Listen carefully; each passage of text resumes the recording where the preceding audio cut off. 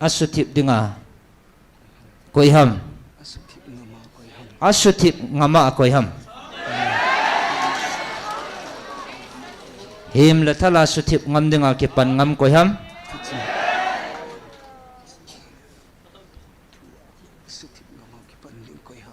thi na le thip na asutip ngam dinga ki pan ngam koiham tunin zong kaanga dingam dinga ke koi na hule ke anga dinguvin yung ke mai to pivin adingama koi na umwang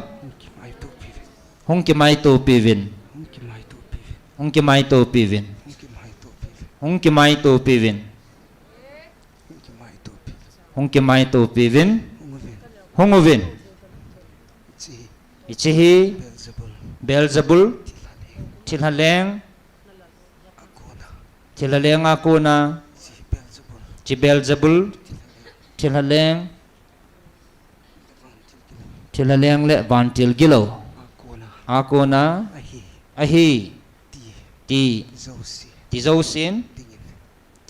dingin ichipatsu keiman kapi ne heve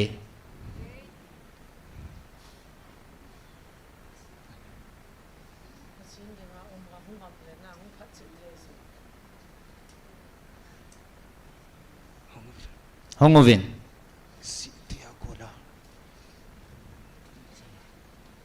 tu ni chana na chon sit naw le na chon phat naw kavan til hon het nei lova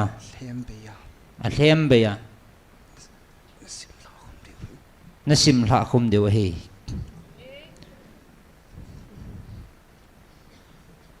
si tuya kona na kisil vapat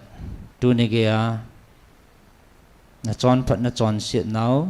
kavan til ten na sim khum dewa hi koi tabang ka anga chi Beelzebul hi chilha hi tihon na umpove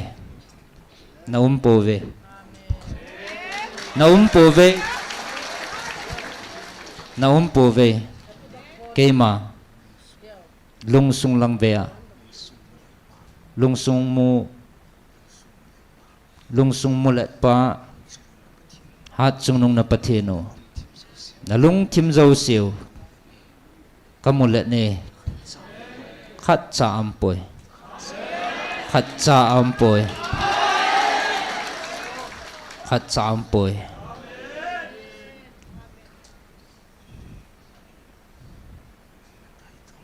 tun na tai to mo hi vevin Beelzebul leng pa chu ani hi ta be le na chungvin seat boarding in ki pantante ahin keima ngai lut na dim hingjing hat chungnung na pau na pathinu ke hizin keiman ngai lut na a nang ho na kova ichiphat chu nang ho dinga keiman kapi he bove ahin atop ni hong dinga hi na tu ga chiu na to ga chiu na hin kine wa na hin kilo khom deu hi vevin ichino khu chu anai je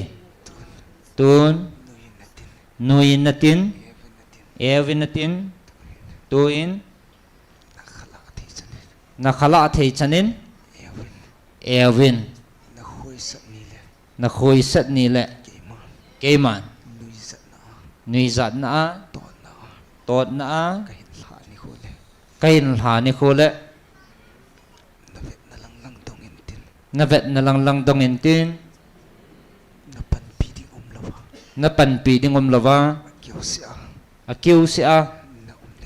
na ding hi hichini khochu nang dinga keiman katip sa hi